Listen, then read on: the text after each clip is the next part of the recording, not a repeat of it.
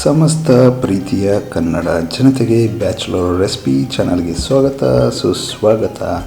ಇವತ್ತಿನ ಒಂದು ರೆಸಿಪಿ ಯಾವುದಪ್ಪ ಅನ್ನೋದಾದರೆ ಹೆಲ್ದಿಯಾಗಿರ್ತಕ್ಕಂಥ ಸ್ಪ್ರೌಟ್ಸ್ ಬುರ್ಜಿನ ಮಾಡುವ, ಅಂದರೆ ಕಾಳುಗಳನ್ನು ನೆನೆಸ್ಬಿಟ್ಟು ಅದರಿಂದ ಒಂದು ಅದ್ಭುತವಾದಂಥ ಎಗ್ ಬುರ್ಜಿನ ಮಾಡುವ. ಸಕ್ಕತ್ತಾಗಿರುತ್ತೆ ಟೇಸ್ಟಲ್ಲಿ, ಅದಲ್ಲದೆ ಹೆಲ್ದಿ ಕೂಡ ಆಗಿರುತ್ತೆ. ಸೊ ಇನ್ನೇಕೆ ತಡ, ಈ ಒಂದು ಅದ್ಭುತವಾದಂಥ ರೆಸಿಪಿ ಮಾಡಲು ಏನೇನೆಲ್ಲ ಇಂಗ್ರೀಡಿಯೆಂಟ್ಸ್ ಬೇಕು ಅಂತ ನೋಡ್ಕೊಂಬರುವ ಬನ್ನಿ. ನಾನೊಂದು 150 ಗ್ರಾಮಷ್ಟು ಕಾಳುಗಳನ್ನು ನೆನೆಸ್ಬಿಟ್ಟು ಈ ಥರ ಕಟ್ಬಿಟ್ಟಿಟ್ಟಿದ್ದೆ ಮೊಳಕೆ ಬರೋದಕ್ಕೆ ಅಂತ. ಇದರಲ್ಲಿ ನಾನು ಏನೇನೆಲ್ಲ ಕಾಳು ತೊಗೊಂಡಿದ್ದೀನಿ ಅಂದರೆ ಮೆಟ್ಟಿಗೆ ಕಾಳು, ಹೆಸರು ಕಾಳು ಮತ್ತು ಕಡಲೆನ ತೊಗೊಂಡಿದ್ದೆ. ಮೂರನ್ನು ನೆನೆಸ್ಬಿಟ್ಟು ಈ ಥರ ಮೊಳಕೆ ಬರೆಸ್ಬಿಟ್ಟು ಇಟ್ಕೊಂಡಿದ್ದೀನಿ.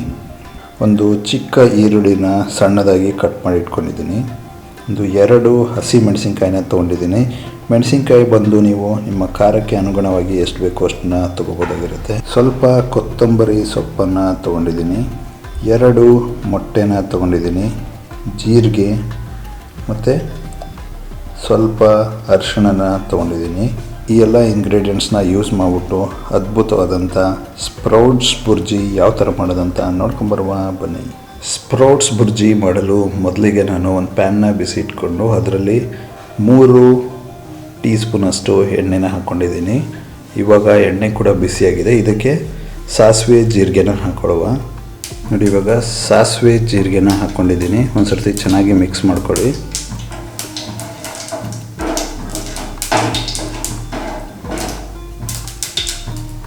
ಇವಾಗ ಸಾಸಿವೆ ಜೀರಿಗೆ ಚೆನ್ನಾಗಿ ಸಿಡಿತಾ ಇದೆ. ಇದಕ್ಕೆ ಅರಿಶಿಣ ಪುಡಿನ ಹಾಕ್ಕೊಳ್ಳುವ. ನೋಡಿ, ಅರಿಶಿಣ ಕೂಡ ಹಾಕ್ಕೊಂಡಿದ್ದೀನಿ. ಇವಾಗ ಇದನ್ನ ಒಂದು ಸರ್ತಿ ಚೆನ್ನಾಗಿ ಮಿಕ್ಸ್ ಮಾಡ್ಕೋಬೇಕಾಗಿರುತ್ತೆ. ಇದಾದ ಮೇಲೆ ಇದಕ್ಕೆ ಮೆಣಸಿನ್ಕಾಯಿನ ಏನು ಕಟ್ ಮಾಡಿ ಇಟ್ಕೊಂಡಿದ್ದೀವಿ ಗೊತ್ತಾ, ಅದನ್ನು ಹಾಕ್ಕೊಳ್ಳುವ.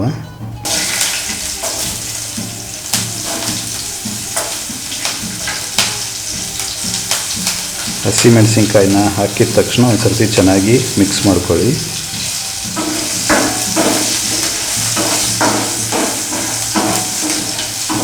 ನೋಡಿ, ಇವಾಗ ಮೆಣಸಿನ್ಕಾಯಿ ಚೆನ್ನಾಗಿ ಫ್ರೈ ಆಗಿದೆ. ಇವಾಗ ಈರುಳ್ಳಿನ ಹಾಕ್ಕೊಳ್ಳುವ.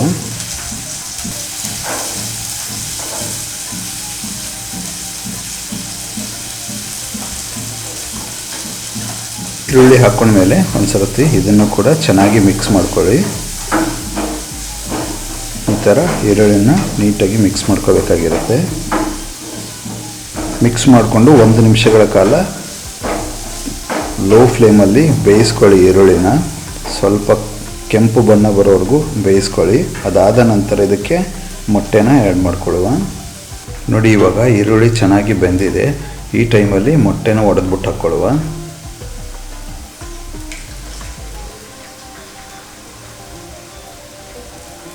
ಎರಡು ಮೊಟ್ಟೆನ ಹಾಕ್ಕೋಬೇಕಾಗಿರುತ್ತೆ.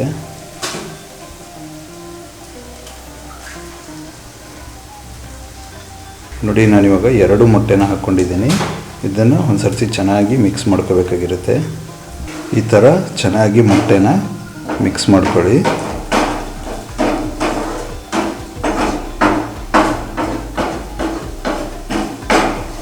ನೋಡಿ ಯಾವ ಥರ ಕಾಣಿಸ್ತಾ ಉಂಟು ಮೊಟ್ಟೆ ಮಿಕ್ಸ್ ಆಗಿಬಿಟ್ಟು.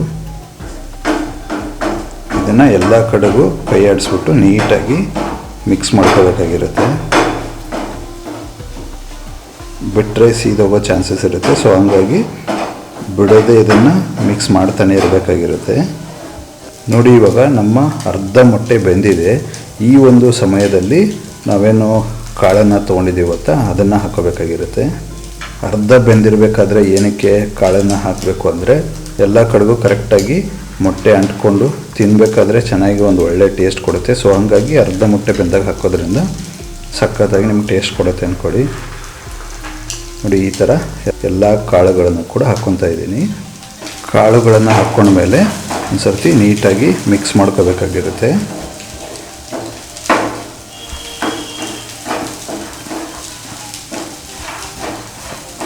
ನೋಡಿ, ಇವಾಗ ಮೊಟ್ಟೆಯೊಂದಿಗೆ ಕಾಳುಗಳು ಮಿಕ್ಸ್ ಆದಾಗ ಯಾವ ಥರ ಒಂದು ಕಲರ್ ಕಾಣಿಸ್ತಾ ಉಂಟು, ಅದ್ಭುತವಾಗಿಯೇ ಕಾಣಿಸ್ತಾ ಉಂಟು ಅಂದ್ಕೊಳ್ಳಿ. ಸ್ವಲ್ಪ ಇದನ್ನು ಮಿಕ್ಸ್ ಮಾಡಿಬಿಟ್ಟು ಈ ಒಂದು ಟೈಮಲ್ಲಿ ರುಚಿಗೆ ತಕ್ಕಷ್ಟು ಉಪ್ಪೇನಿದೆ ಅದನ್ನು ಹಾಕ್ಕೊಳ್ಳಿ. ಉಪ್ಪನ್ನು ಹಾಕ್ಕೊಂಡ್ಮೇಲೆ ಮತ್ತೆ ಇದನ್ನು ಒಂದು ಸರ್ತಿ ನೀಟಾಗಿ ಮಿಕ್ಸ್ ಮಾಡಿ.